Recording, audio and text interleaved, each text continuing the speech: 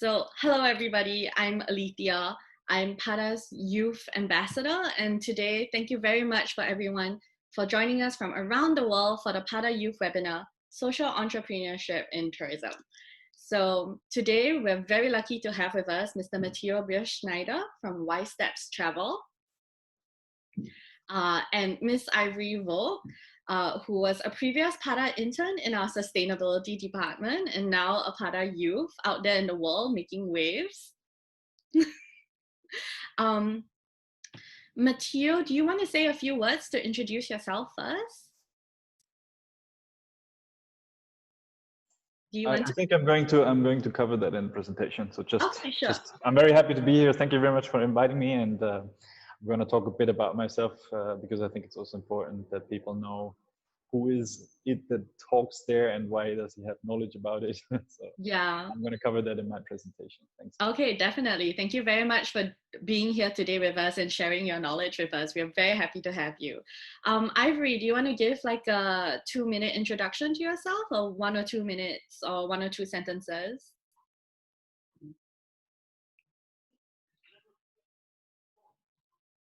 Sure, yeah. So my name's Ivory, and I used to be an intern at PATA's headquarters in Bangkok, and I had a really good experience there. I'm currently living in the islands of Palau, where I am from, and we are coronavirus free. So that is the update. Okay, and for everyone,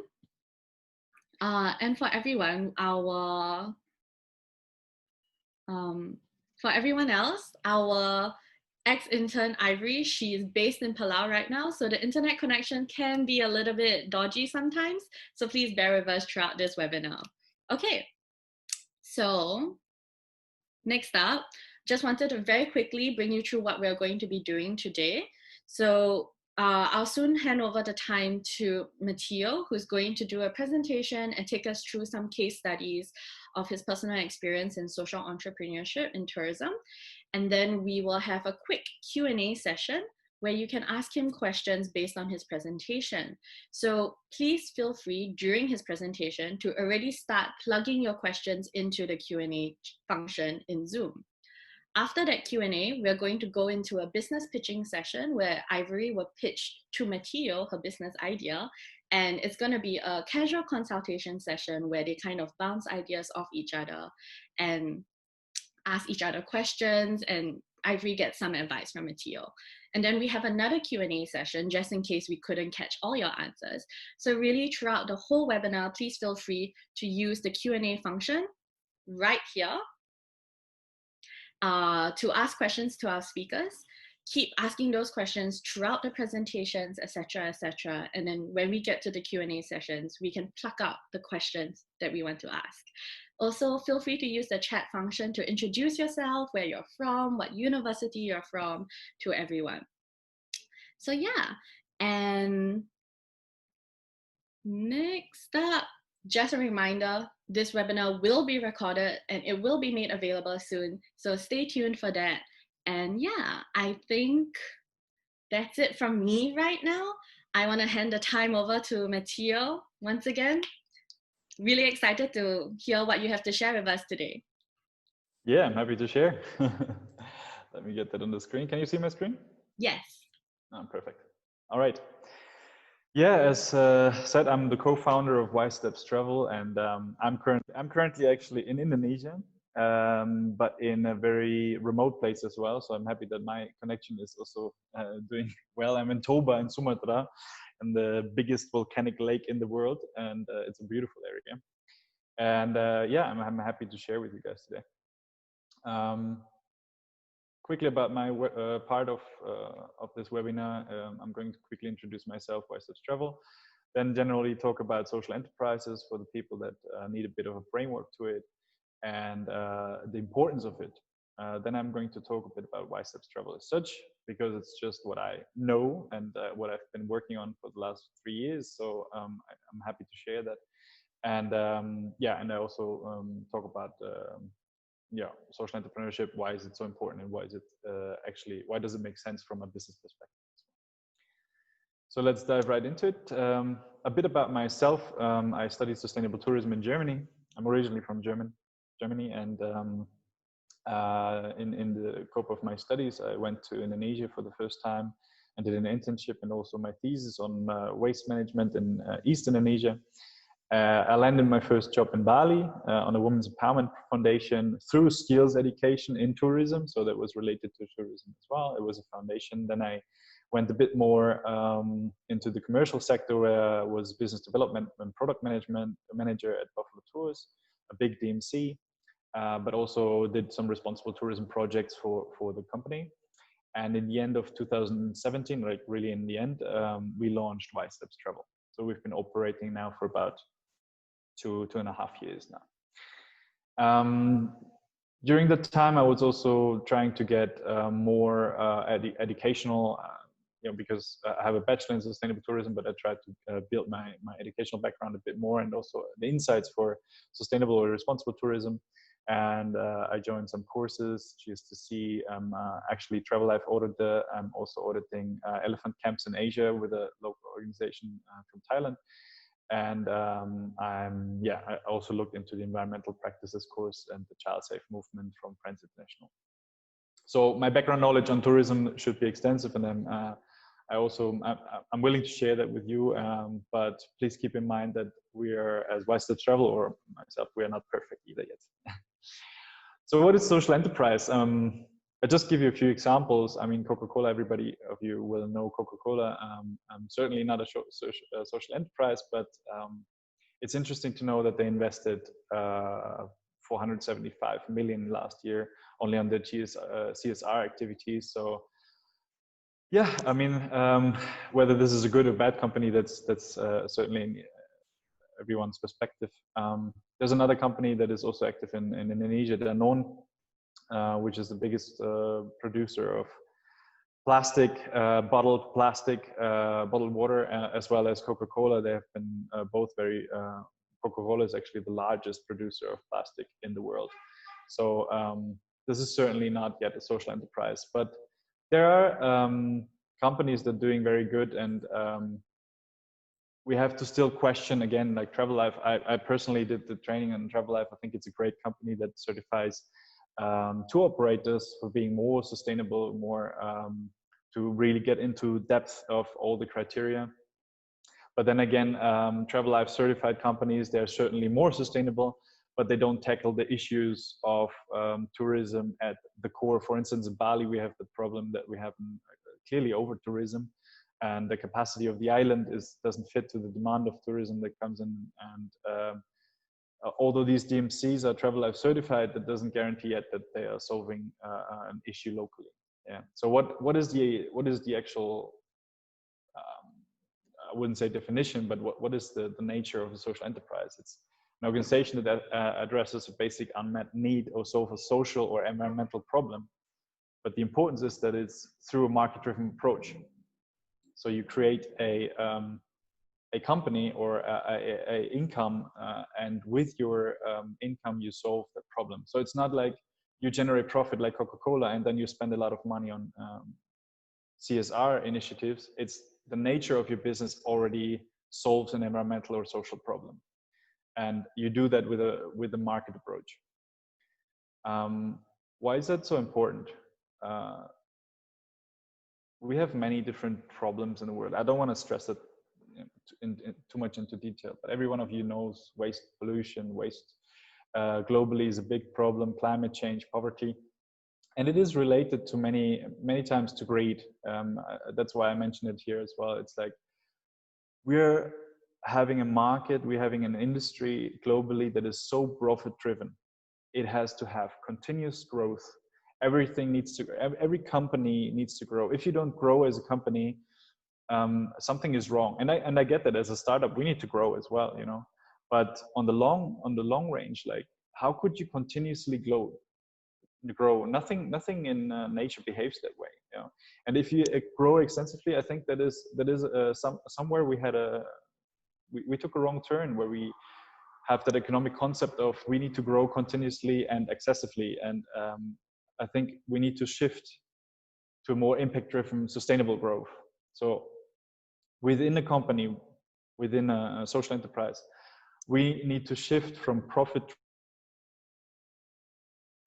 approach, decision based solely on profit, to a impact-driven approach, where we really think about, okay, we make a decision right now, but what impacts are we causing with this decision, with these major decisions? And that is a bit of a change, because it's nothing that you learn in economics, or that you learn in maybe if you study social entrepreneurship, but if you learn from your economics or from building businesses, or also books that I read. It's not really, it's all about profit. It's really, you have to be, of course, you have to have your cash flow and you have to run your profits, but it's also about how can you create impacts through your business. And that's social entrepreneurship. And social enterprise is really transparent. It measures impact. And these decision-making process is really the essence. And if you start a business, you will realize what I mean, because you have to make these decisions. And there's a lot of compromises. We're not perfect either, yeah? But it's really important to take into account what impacts your decisions will have as a business. Now we talk about why steps travel, and this is also still in shaping. We're still growing as well, but not currently. But I want to talk a bit about how we do it. So we launched at the end of 2017. We're a social travel enterprise, and our key markets are basically the EU, Germany, obviously, because I'm from Germany. The US, Canada, UK, Australia, New Zealand. We had travelers from everywhere coming to Indonesia, so we are solely inbound. YSub Travel is inbound to Indonesia, so we're only operating so far in Indonesia. And our idea is really to be the market leader of responsible and educational travel in Indonesia. Our motto is YSteps wants to bring you one step closer whilst avoiding negative and maximizing positive impacts. This is something I want to stress as well. Tourism so far has always negative and positive impacts. There are no forms of tourism that I know of, at least, that are only positive. So that is okay as long as we are aware of it. I will talk a bit about that in the later slide. So when we build experiences, we try to consider experience, exchange, education, empowerment, environment. So we have all its impacts sort of covered, but still have a good customer experience. We do that with 3 different product lines. We're currently also restructuring due to Corona. We are restructuring, but we have volunteerism products where people can really dive into local communities and contribute their skills, their knowledge, but while learning at eye level from the local communities or from other professionals locally. We have our WISE journeys where we have families, groups. We have some travel projects as well. We have women empowerment journeys. We have electrifying journeys where we install solar panels in local communities. We tried to launch that last year as well. And we have research and travel, which is basically field study trips together with universities and schools. And it is all batted into our responsible tourism concept. This is just to, over the time, working with tourism, in tourism, and also with tourism companies, we've gathered some knowledge on how to avoid negative impacts, basically, and form the policy. This is a very shortcut. You can download it on our website. This is generally the impacts that tourism has and that we have to be aware of. So we empower people in need. We have to really take care of our environment, obviously. We need to protect future generations. So children really are very vulnerable in tourism as well. Child labor, especially. Animals is a big topic. You've seen, especially in Asia, elephants right now, and elephant parks. And definitely we have to tie into our local communities, tie into local partnerships. One big issue that becomes probably now even bigger is we have to keep our travelers safe. And this is also part of responsible tourism. If we are responsible, safety is a big issue. And now I think we should add health management. Anyone who wants to travel right now, I guess we have to have certain measures that ensure that travelers are safe in terms of health, especially in the future. Everyone can draft up a nice responsible tourism policy and say, okay, this is our policy. Now we put it on the website and we say, this is great. Everyone will believe us. I don't think so. I think we need to dive deeper, and that's what we're going to do right now. So what's the impact model that we look at? If you're a social enterprise, you know exactly what impacts you have, but you need to dive quite deep into your operations, into your structure, to really understand what are your what impacts you are. So you have different problems that you want to tackle with different activities, and that creates some outputs and outcomes, and ultimately that's the impact that you want to generate with your social enterprise. But I'm not going to go into detail because this is very, you will get the presentation afterwards, you can read it. Again, this is not perfect. As I said, tourism always have negative impacts. If you think about we invite travelers to come from across the globe to Indonesia, and they already cause CO2 emissions by the time they get to Indonesia, and sometimes from afar. So we have to be aware of that. We can't do much about that. It's out of our hands because we don't book flights, long-haul flights. What we can do is we control the CO2 emissions that they have, that they cause in Indonesia, and we also try to offset them, measure them at least. We know the impact, and there are measures in place that should reduce those impacts. Now it's probably the biggest challenge here, because we are the biggest archipelago in the world, and only traveling by train or by car is simply not possible. So you have to have flights in Indonesia, and that's a big issue that we're still trying to tackle. And we're measuring our CO2 emissions of our office, of our staff, of our travelers, of our operations. And then we work with the local community, the community empowerment project, or just like an environmental project that plants trees and works with communities in Indonesia as well, and try to increase the education about environmental impact. So that's yeah, it's not ideal to just say we offset it, but we try to also reduce it by the choice of the tours we offer, by the choice of the accommodations we offer. So you look at your the whole business, basically, like you look at the assessments, you look at product development and marketing. What kind of positive and negative impacts are you creating? And that requires a lot of brainstorming, and really you have to go for 1 year or 1.5 years first to really grasp the whole size of your impact. But once you're aware of it, it's as a business, it makes you feel empowered to take care of negative impacts and really maximize these positive impacts that you have on local communities and people involved in tourism. Now you can see that not every, normal businesses would take care of your impact metric, because it requires a lot of human resources. It requires a lot of thinking and a lot of really research as well in your company, and that ultimately uses resources, even financial resources. So I want to show you what YSub's travel impacts have been so far. Keep in mind that we just launched 2017, end of 2017, so we're operating 2018, 2019. Just some of them, like in the first year, we only had 73 travelers, but we already could contribute $5,100 to local initiatives, community-based projects, or foundations that we work with.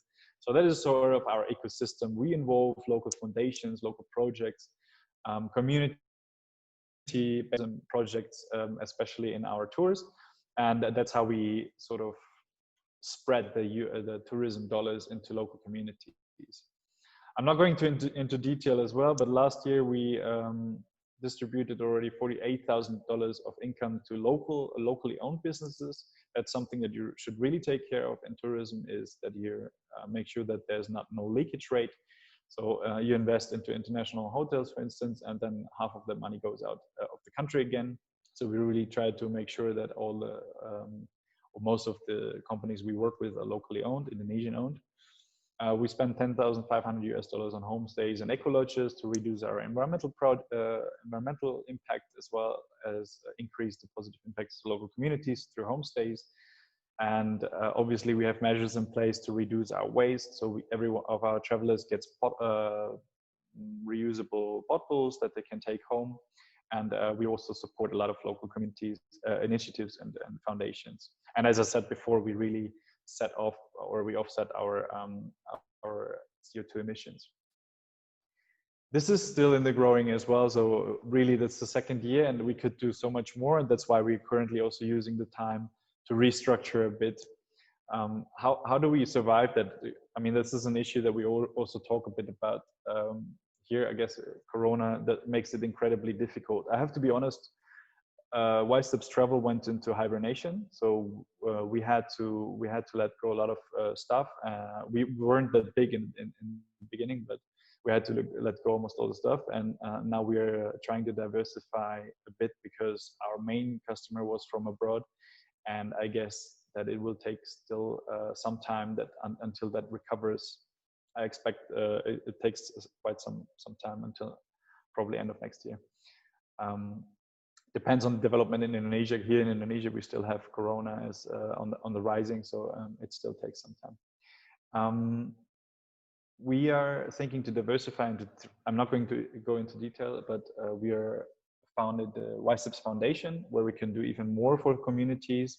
So we're working together with other foundation or big development organizations like GIZ. We launched our first project in Lombok right now to support local communities having more impact or having more participation on tourism development as such. And we have YSTEP's Consulting, where we're hoping to work with destinations, developing more responsible tourism approaches, especially now where we have the time to really rethink tourism. What is tourism? It is not about quantity, it's about quality, it's about how you interact with your local communities and destinations. Why is it so important? I said before, it's quite challenging as a company to do that. And someone would probably ask the questions, why should I do that? This is so much work. Why can't it be just a normal company? Yeah, you can, but there's a lot of benefits as well to be a social enterprise in tourism.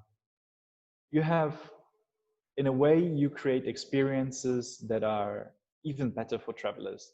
Maybe initially travelers are not responsible travelers, or they don't seek for sustainable travel options, but they will appreciate once they are in the destinations and once you connect them to local communities. That is experience, customer experience that we're talking about, and that is always the essence of it.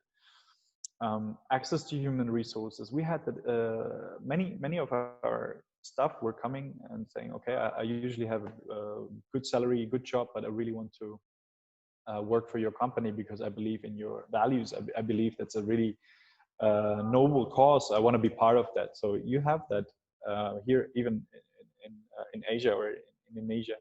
So the access to human resources is certainly improved. My personal motivation, but also the team motivation. You get up in the morning, you do your work, and you know, okay, this is something, this is useful. This is something where I can have an impact. And I do that. I know why I'm doing this. Yeah. Reputation marketing. You get invited to webinars. You get you have an advantage in really using that good that you do in tourism to diversify yourself and to lift yourself up from the big crowd of tourism players. Local partnerships and cooperation, we shouldn't underestimate that. It's always about supply as well, not only about demand. So to work with local communities, to work with local operators or partners, they like that as well. They think it's a good, trustworthy company to work with. And if you're responsible throughout the company and throughout your value chain, they will appreciate that as well, and corporations grow stronger. Trust of your customers. I think if you're transparent, if you're honest about what you're doing, people will trust you as a company quicker, and they will ultimately purchase your products. And if you're really transparent about your policies and also about what you're doing, then I think they will also create that trust and hand it over to other people, like from mouth-to-word propaganda or any other forms of marketing. I think that's very strong. And it just fits into the trend that we see the whole shift of society right now. I mean, everyone is looking for organic products. Everyone is looking for responsibly sourced clothes, for instance. Everyone wants to be part of that. It's not a trend, actually. It's really a shift that is happening right now. And I think as a social enterprise, the concept of a social enterprise very much makes sure that you're part of that new shift, that new society that comes out of. Especially after Corona, will be even increased, that awareness that companies have to be responsible, the way you operate have to be responsible. And I think that will even grow in the future. Just to complete it, also responsible tourism is about making better places for people to live in and better places for people to visit.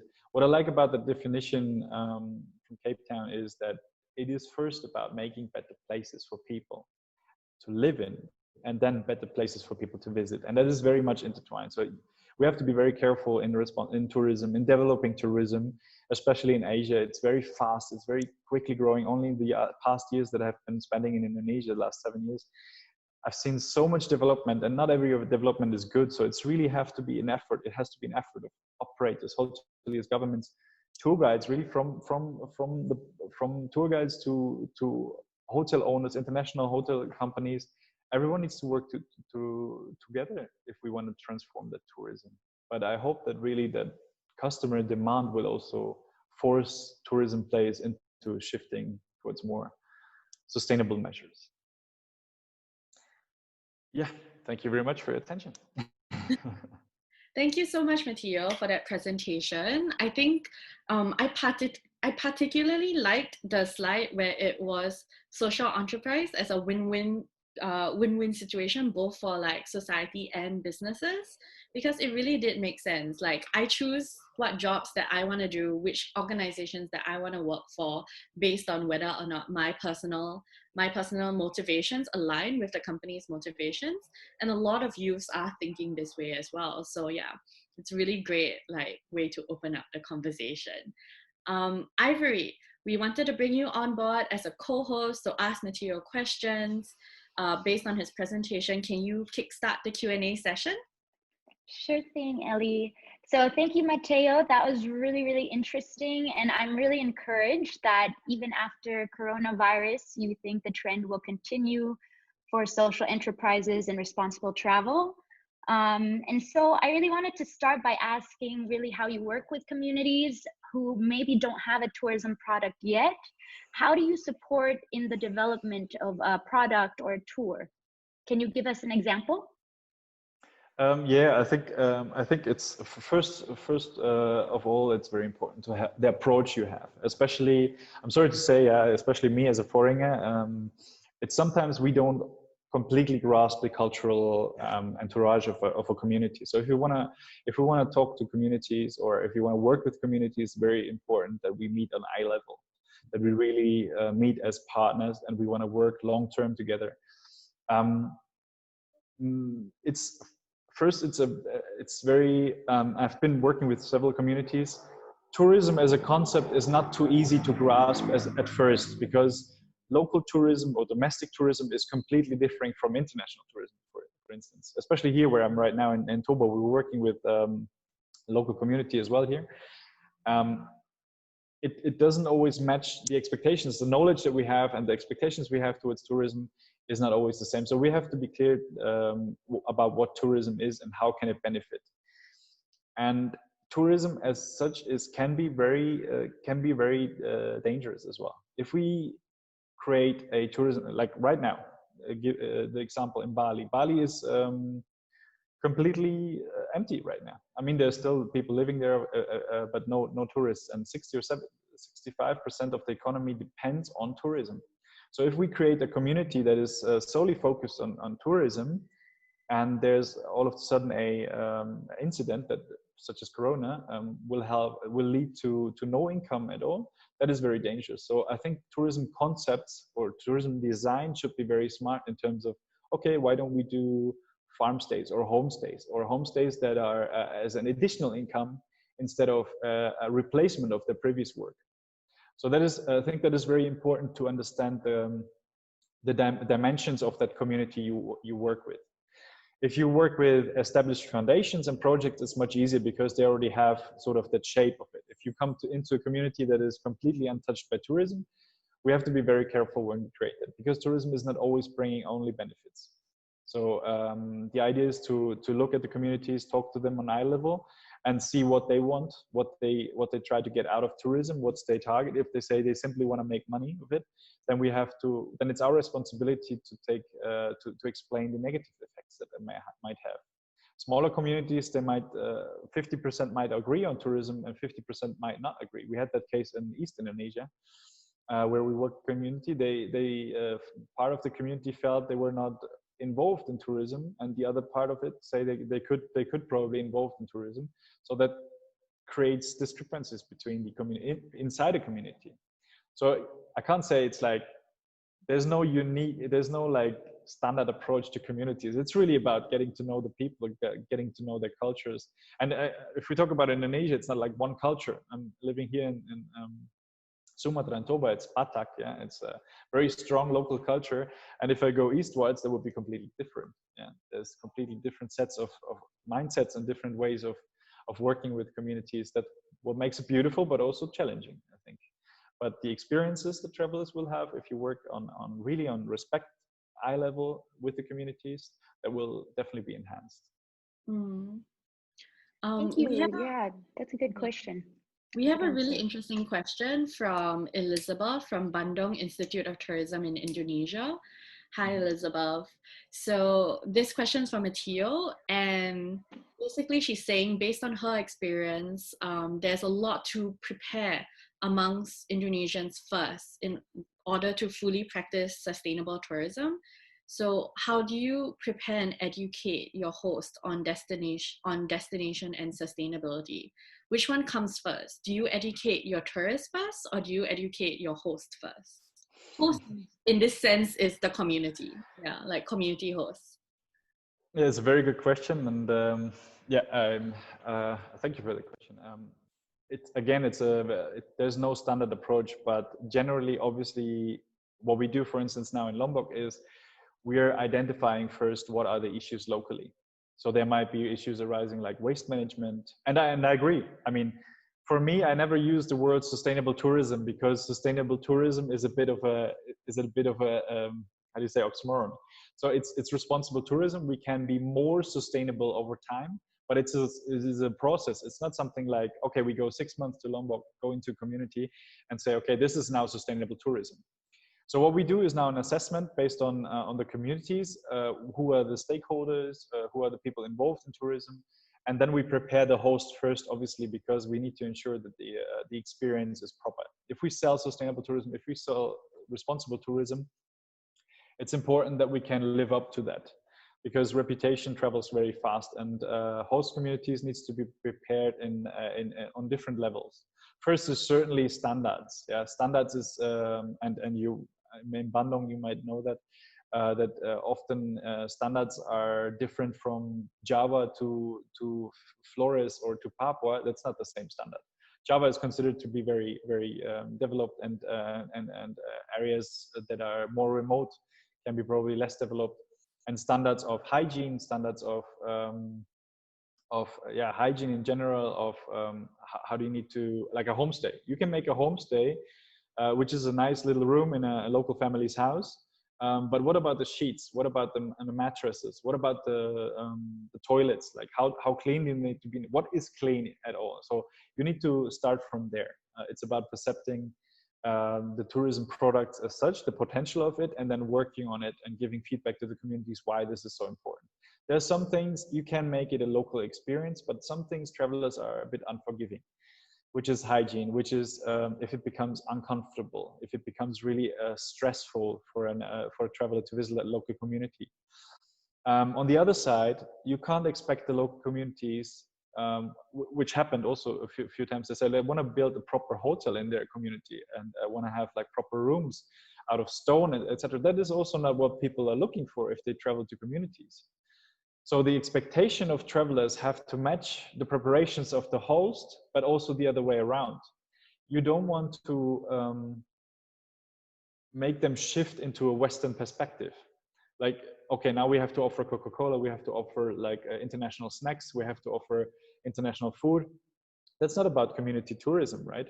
The community tourism is really about the traveler learning about the communities. So ideally, the second step is also to prepare your traveler to engage with local communities on a respectful level, because they are the host, they're at least as important as the traveler, if not more important.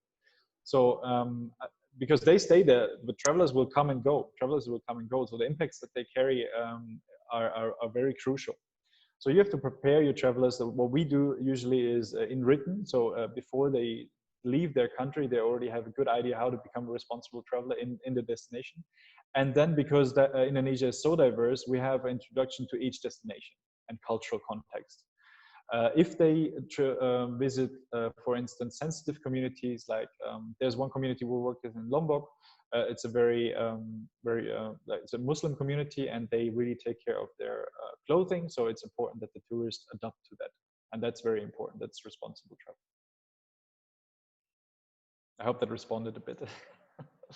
But it's a lot of work, yeah. If you want to become responsible, and also, as I said, it's a collaboration. You can't do it all on your own.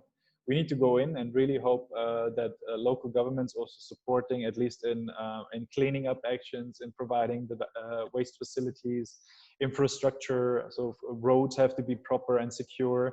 So these kind of things that take time, definitely.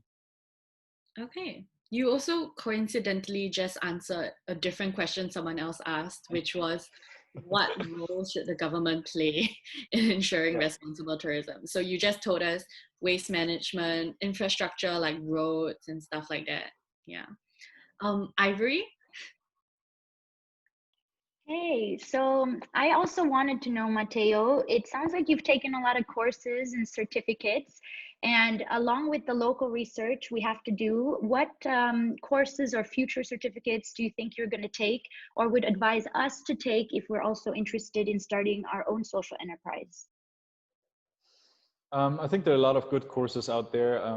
There's even a study course in England, social entrepreneurship. In Denmark, also a very interesting lady who makes social entrepreneurship in communities. I think it's in Vietnam right now. I could share that as well. But generally, it's about, how should I say that? It's about keeping an open mind and logical framework that really to approach a business from all sides. And we have to learn for that. You can't very, very beneficial was GSTC, the GSTC course I took, which was, by the way, in the PATA as well.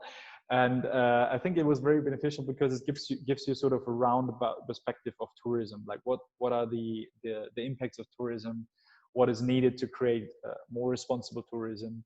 That was very holistic and very interesting for me as a company, but also personally. That is where we're working also with destinations and hope to develop more responsible forms of tourism. So that is very interesting. But also the permaculture course, interestingly, that I took, that is very specific. Obviously, it might not be in the interest of everyone's practicing tourism, but if you understand how environment works, it will give you big idea.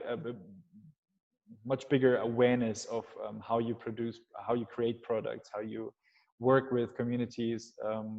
If you work with a community, it's okay to have socially responsible tours, but it's also important that you empower these communities to protect their wildlife, to protect their surroundings, because that's the asset that we have in tourism.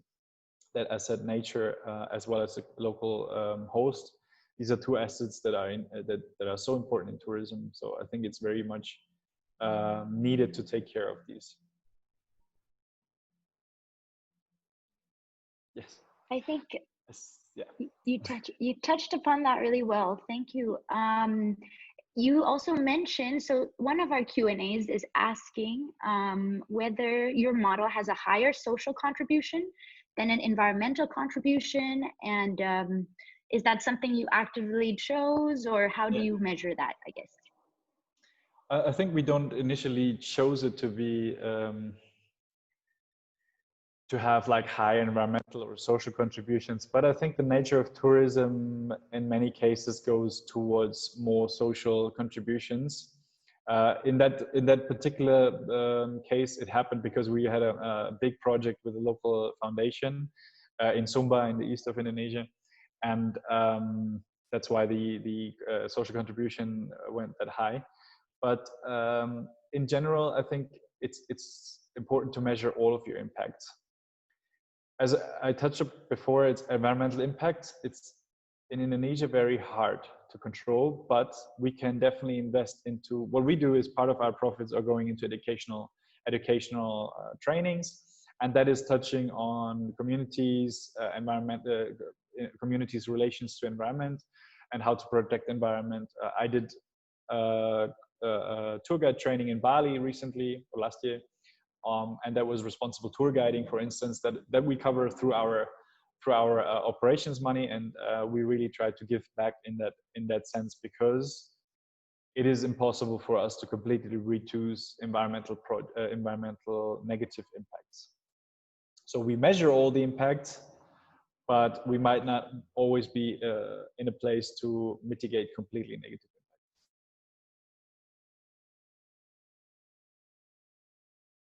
So yeah. So on a tangent, Christy from Sabah, Malaysia wants to ask you about greenwashing. So, you know, there is sometimes when, as a traveler, you're looking at hotels or travel agencies and destinations. And as travelers, we are concerned about the impacts that our travel has on the environment and local communities. But if greenwashing is committed irresponsibly by tourism businesses who kind of just hop onto the bandwagon of, like, as you said, sustainable tourism as an oxymoron, right? What can we do as travelers? How do we know with certainty that a tourism business that is claiming to be responsible is truly responsible?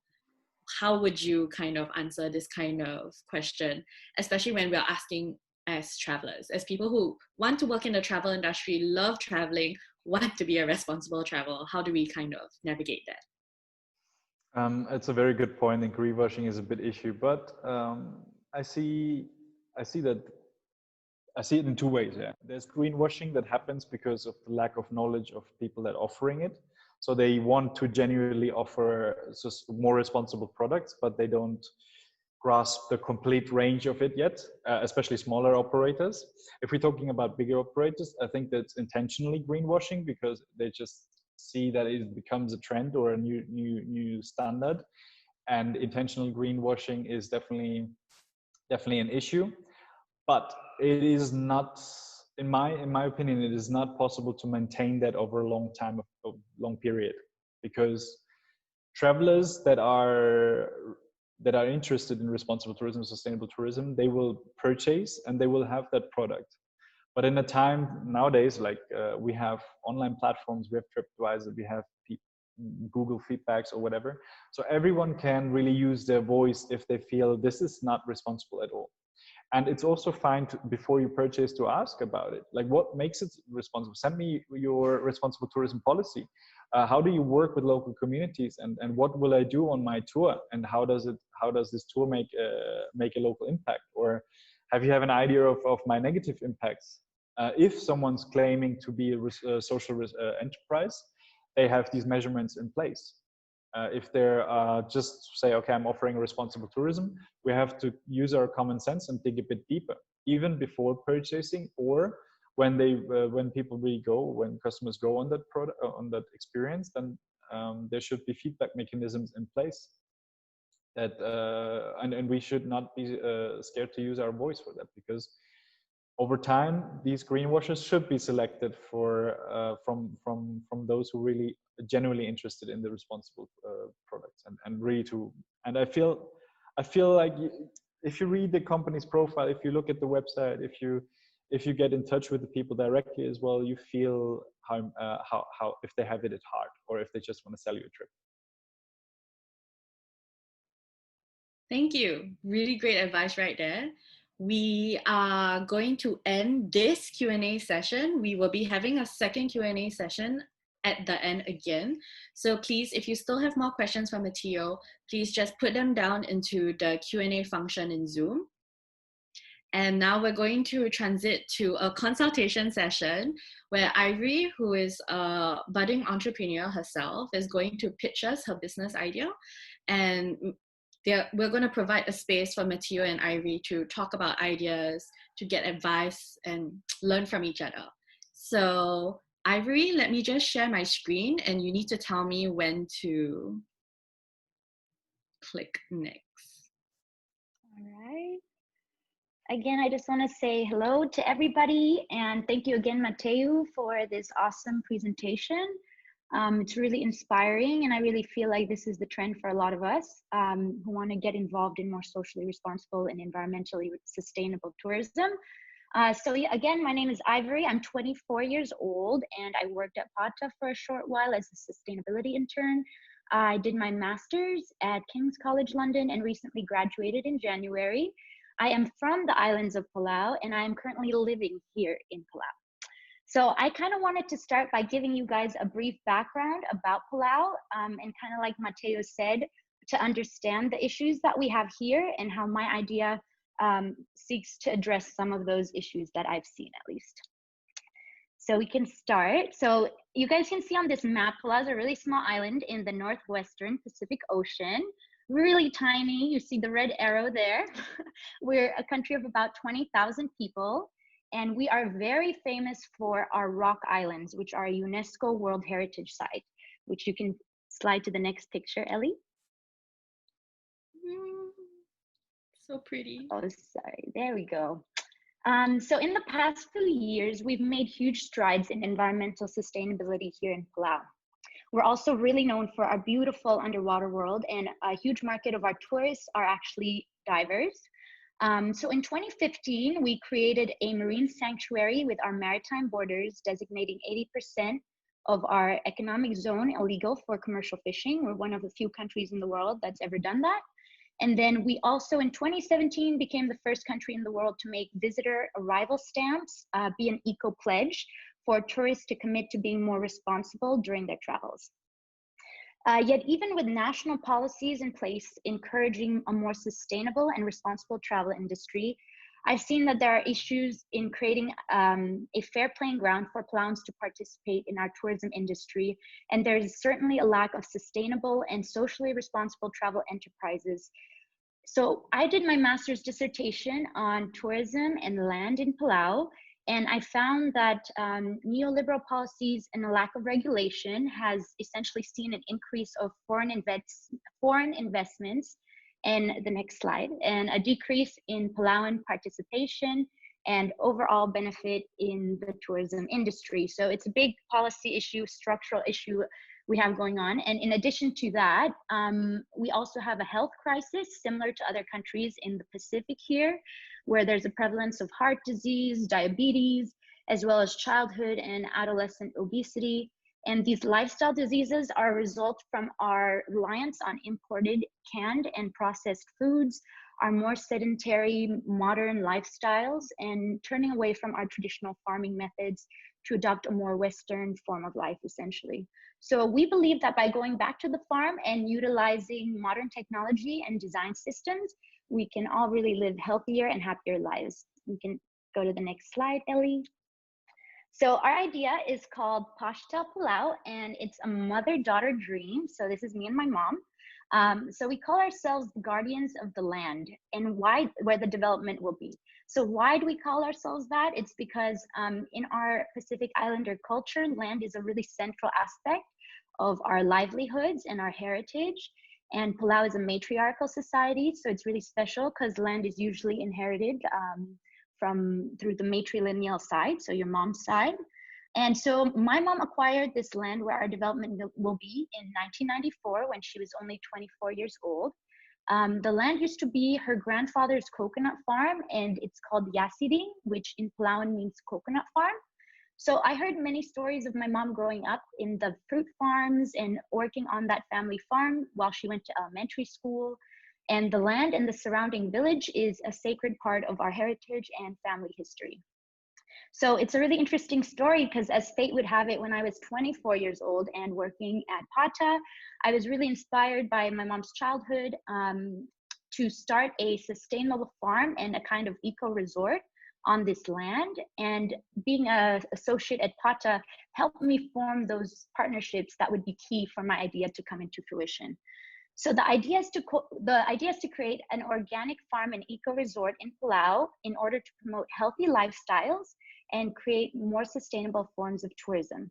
So we're partnering with a Danish company called Pashtel to design and provide the technology for a simple and off-the-grid eco-retreat starting with 12 suites beside an organic farm where visitors can experience living amid the jungles of Palau, taste locally grown food, hike ancient nature trails, swim in the pristine ocean, enjoy nature on both land and in the water. And the whole concept is to promote living well and with the land. So by providing local fruits and vegetables to our guests and to help provide healthy food options for our surrounding village community. So it's this type of modern off-the-grid tourism accommodation and sustainable farm combination will really be the first of its kind here in Palau. And we hope that it will exemplify what fair partnerships look like, what environmental sustainability in tourism looks like, and also social responsibility. So we're currently in the pre-development and design phase of our project, and we plan to have it built by early 2021. So these next few weeks, we are waiting for a detailed topography map to be completed so we can work with our partners to solidify a design for the farm and eco-retreat, which will include a restaurant, spa, and hiking trails on our property. And the next phase will be a site visit from the developers, perhaps in a few months when this lockdown has ended, in order to meet with the respective agencies to solidify permits and figure out logistics. So what I've seen is that we need two things in order to complete these in the next couple of months. The first is we really need to find investors to partner with us to fund the construction of the project. And secondly, I need to personally help develop a tourism product that is going to attract a new market of tourists to Palau and support the community.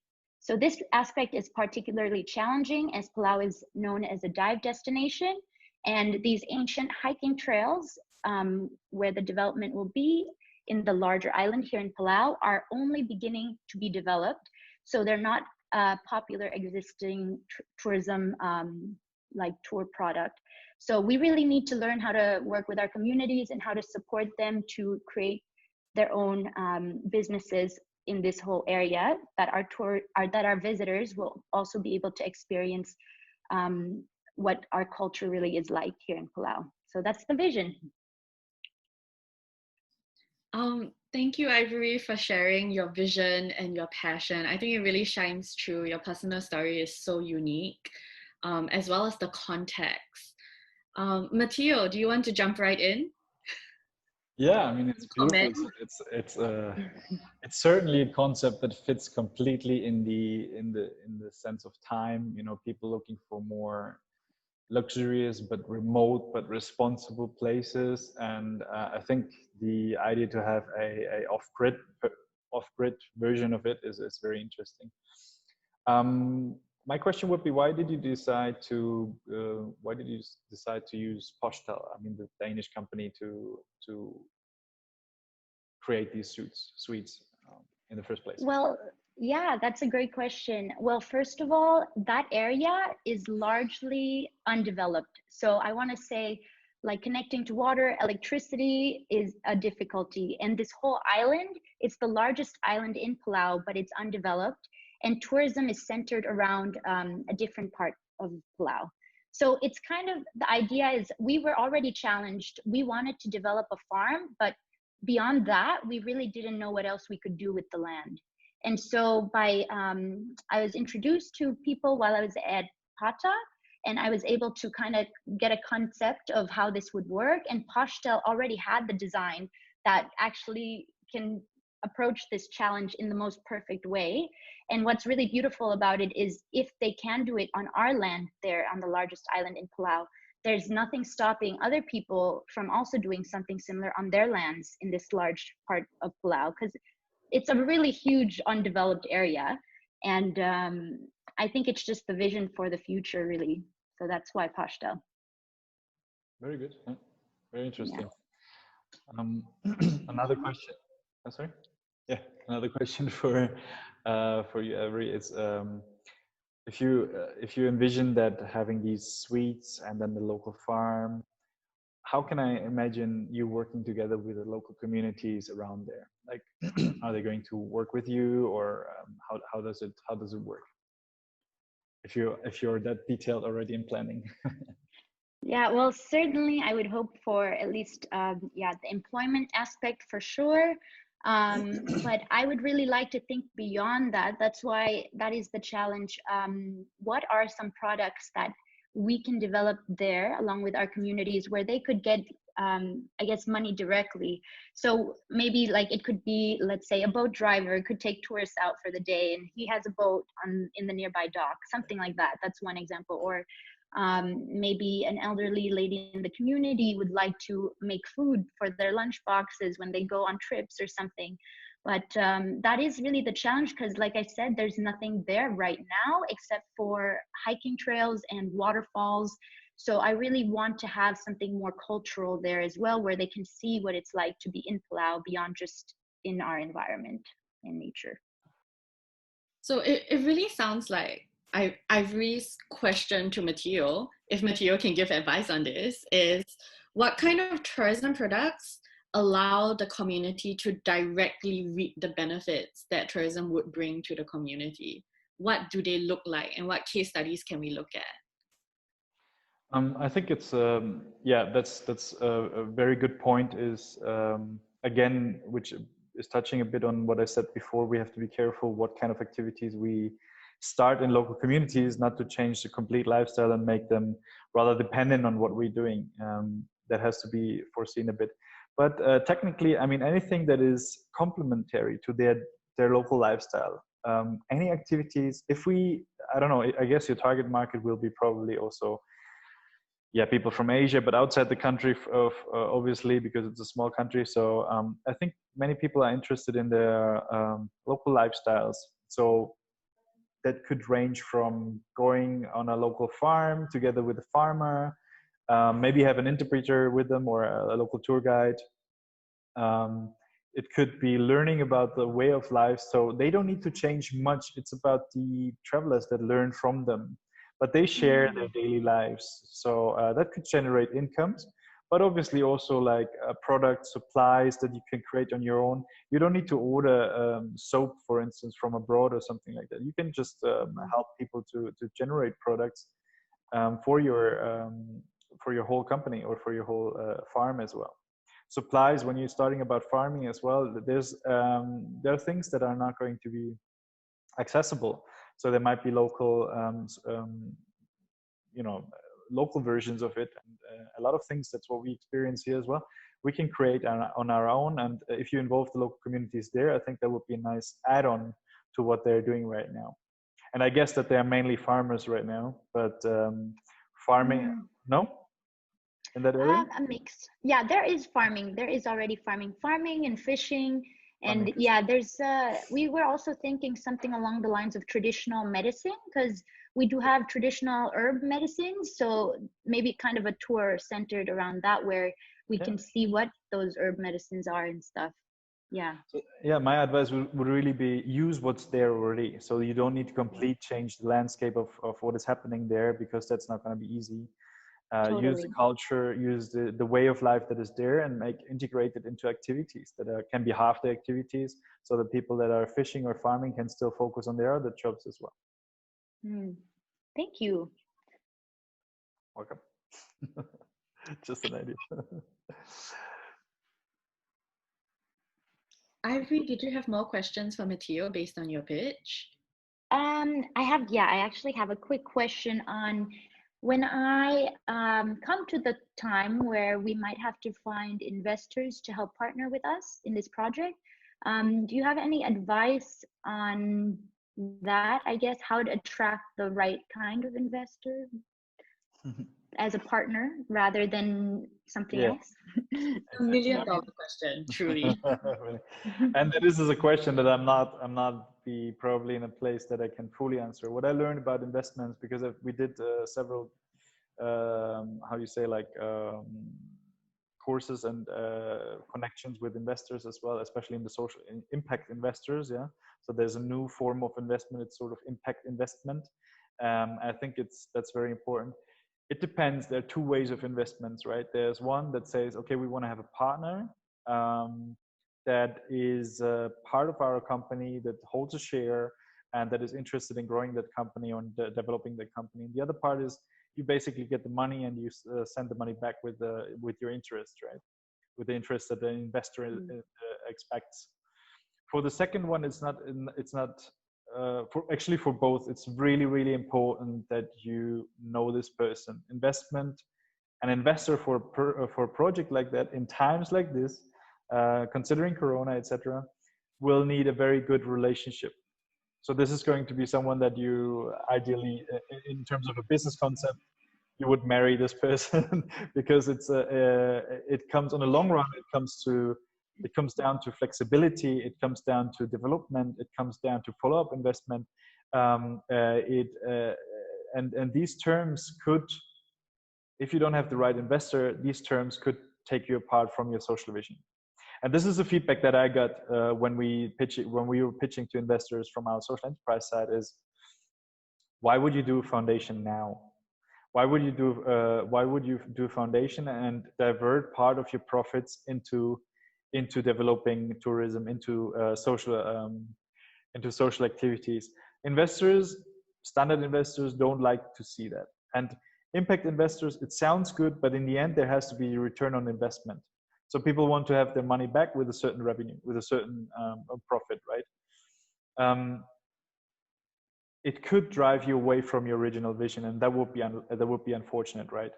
So the investor should really understand the concept from scratch, really understand the vision that you have, and believe obviously also in the practicability of the business. I think it's not the wrong choice of investors could probably lead to a point where you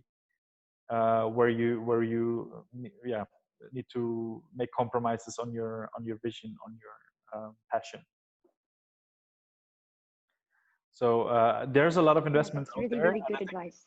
Networking is very important. Just keep on networking and make sure you build a relationship before the investment starts. Give it time. Don't rush it, because if you go rush into investment, these conditions will not be in favor of your business. That's really good advice. Yeah. There's one thing that I want to add to this. Thank you so much. Thank you. We've been working with a lot of social enterprises, and we did some courses together with other social enterprises. And the notion, especially among young people, like I'm talking maybe that's having their startups, they think, okay, I have a startup business. I need to grow very quickly. I need to be a unicorn, sort of go into that 1 billion market value or very quickly. But it's not all about that, because they think it is very good to have an investor, but there are so many ways that you can grow organically. We just for a side note, like YSEP's Travel didn't have any investment at all. We've been growing from start, and we've been tripling our numbers, or at least doubling our numbers every year. So of course it's easy to say that in the beginning, because obviously you're new in the market and you build your business, but there's not always need for investment. Yeah, it's not always positive to have a big investor in the back of you, because it will also tie you to certain conditions, and it could result in inflexibility in the long run. So there are downsides of investments as well, but it's also obviously for bigger projects you have to have investment. Yeah. But it's a great concept. Yeah, I guess I could add a last side note about the concept and why Pashta, like you asked me, is because it's also unique in the fact that it's although it is a foreign company from Denmark, they are really looking for partnerships. And that is something we don't really have right now. There's not a lot of partnerships in our country. It's usually a outside company coming in, they pay a lump sum of money to a local, and that's it. That's about the involvement that there is. So I really want to learn from the industry. I don't want to just, hand off a piece of land or something to a different company. I really want to learn and make the impact myself in my own country to make our tourism industry more sustainable and socially responsible. And I feel like finding the right partners, and like you said, if we do need investors, building that relationship is really crucial for the success of our company and business idea. Very good. Very good.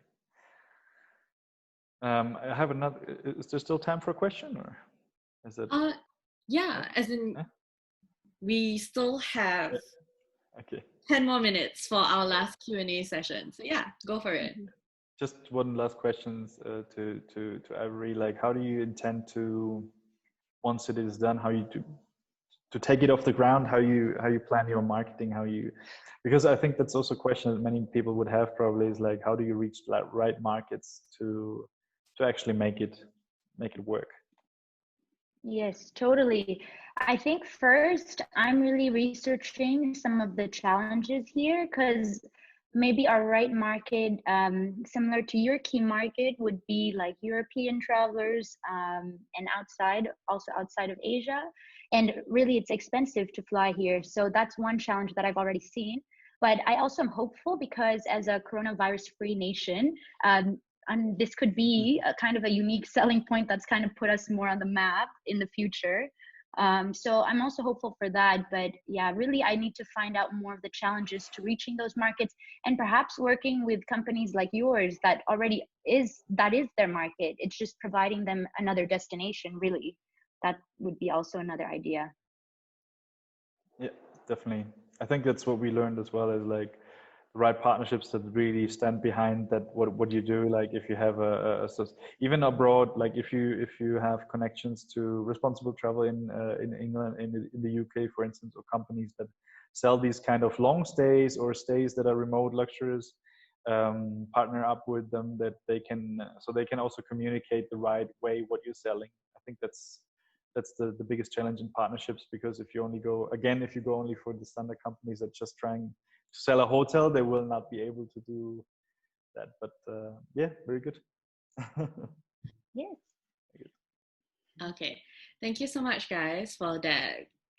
It was just really chill, casual chit chat session, but I think we learned so much from both of you. So thank you. Let's just pivot really quickly to our last Q&A session of the day, where we do have some really good questions coming out.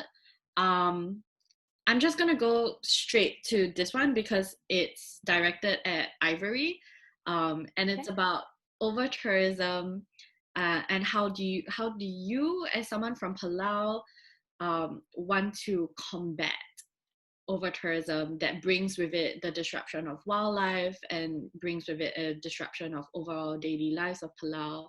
Like, are the government and citizens supportive? What do they think about this? Well, from Yulin from Singapore Institute of Technology.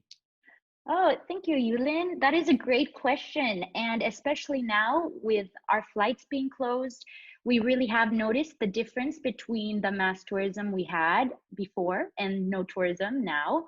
And our travel industry right now and the respective stakeholders are really working on creating a more responsible tourism policy. And we're kind of seeing which tour operators, which companies can really thrive. And those companies that can thrive are likely going to have to thrive without this mass tourism. So I would like to say, in essence, that coronavirus is sort of weeding out those companies that are reliant on cheaper mass tourism. So it's like a natural weeding out process of those types of tour operators, as most of them are from outside of Palau and likely have had to leave. Business is not doing so good. And I think at the end of this, we will hopefully have the, how I'd like to say, maybe a more responsible tourism, generally more responsible tourism industry with the tour operators whose markets are not mass tourism. Okay, so some diversification, right, going on right now. Yeah. Planning for the future that your government is doing at the moment. Yeah, we're hopeful.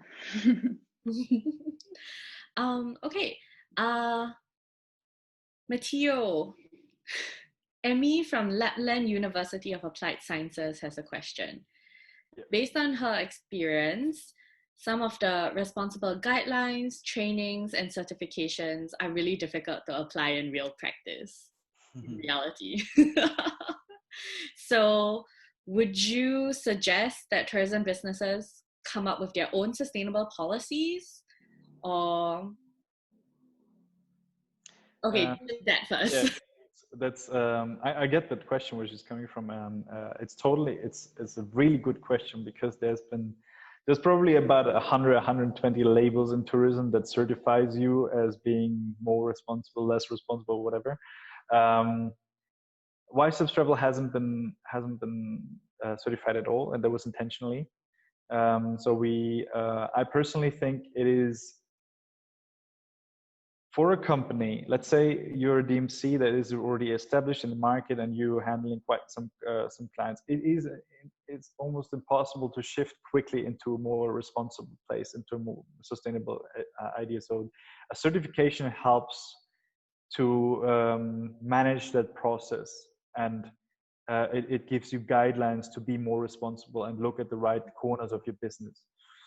But if you are starting, like us in our case, as a social enterprise, you're starting really as a social enterprise with the idea to make positive impacts and design the whole company around that, then I think it is important to show what you do through policies. You can make your own policies, but again, a policy is not just to throw on your website and that's a policy, but it's really it should be a living policy. It should be implemented in your work, and you have to show the people how you do it. Great. And then the second part of her question, which was interesting to me, it was how to best promote sustainable practices amongst employees in maybe more traditional companies that haven't even identified themselves yet as a sustainable tourism business. So I've picked this question because a lot of the youths out there, they're going to go out there into the workforce after they graduate, and even if they themselves as individuals believe in sustainability, believe in green practices, how can me as an individual in a bigger organization kind of affect my organization for a positive impact and kind of push them towards that track? So that's why I chose to highlight this question. Yeah. That's very good. It's a very good question, and I've been exactly in the same position. Sometimes we're not getting to choose what we do, and if that's related to sustainability or improving company. I think companies, we see a difference between Western, let's say, Western or Asian or companies in general. There are different companies that are knowing that they need to rely on good personnel and human resources, and some companies, they just changing them very quickly. In 1 year, 2 years, everyone has changed. And I think if you want to keep good personnel, keep good stuff, I think it is about keeping them motivated. What it took for me was, I was lucky to have a good boss, and my engagement in sustainability was clear from the start. So I said, okay, I can do the business management, product management, etc., but there should be some activities that are related to responsible travel. And if you have the arguments why it is so important to shift as a company, people will listen to you, but it has to be solid.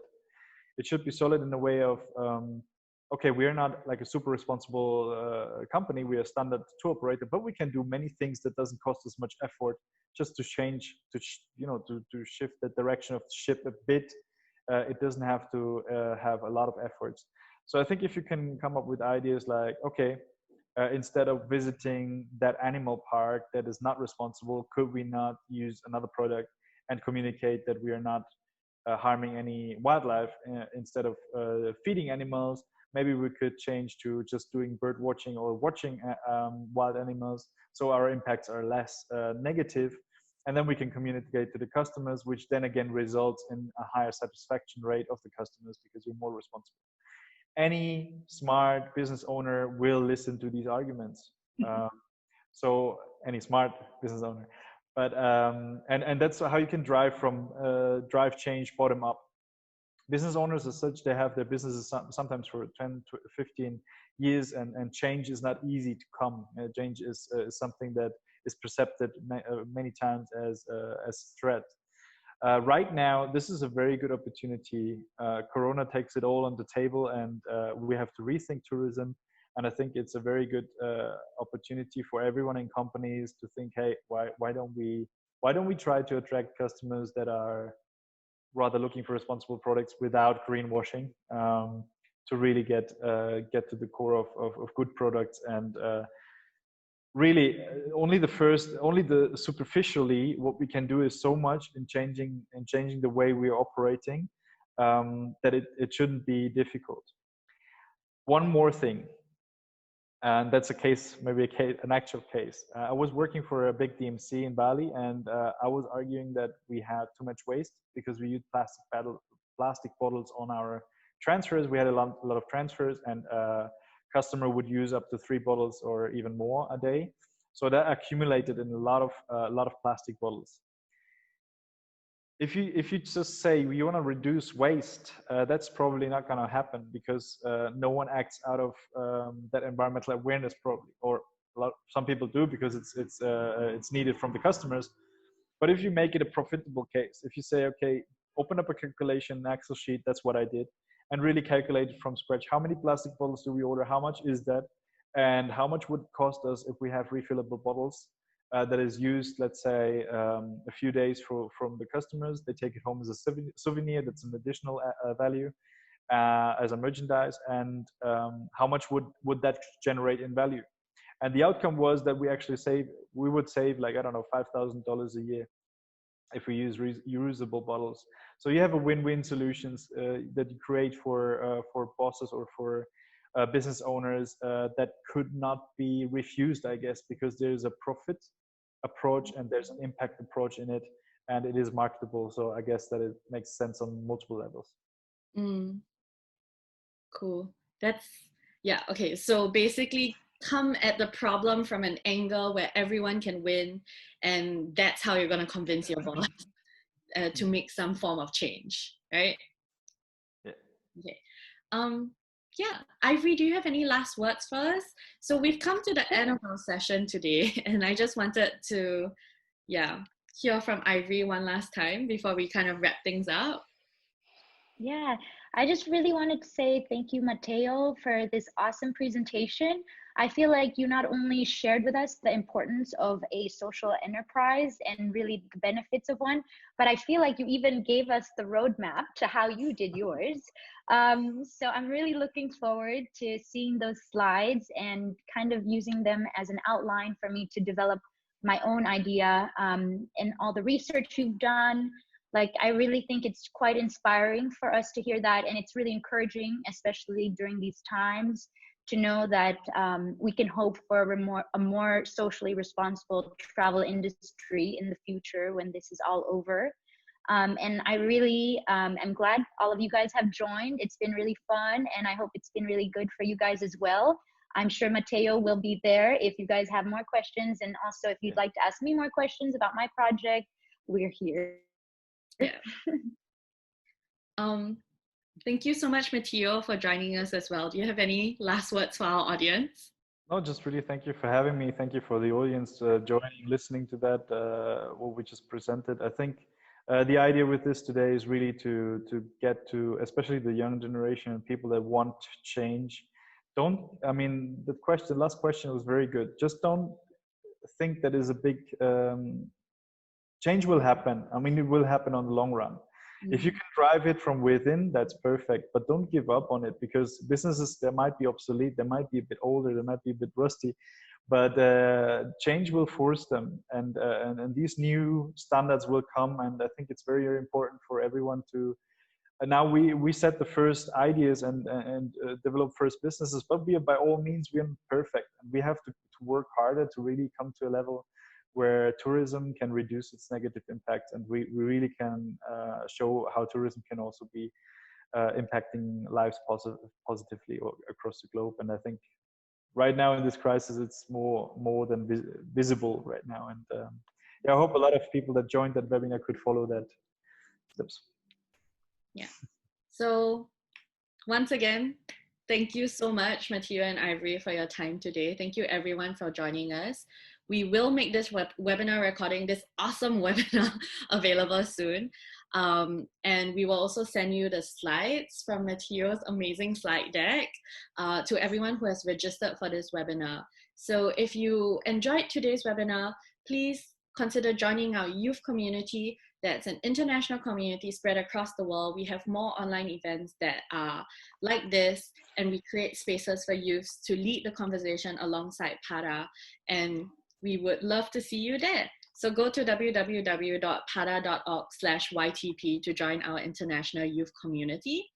And if you are someone who wants to always to always get updates on the tourism industry, please sign up for PATA's weekly newsletter, which has a weekly COVID-19 update coming from the tourism industry and how the tourism industry is reacting to it, coping to it, and planning for recovery. So please sign up for our weekly newsletter.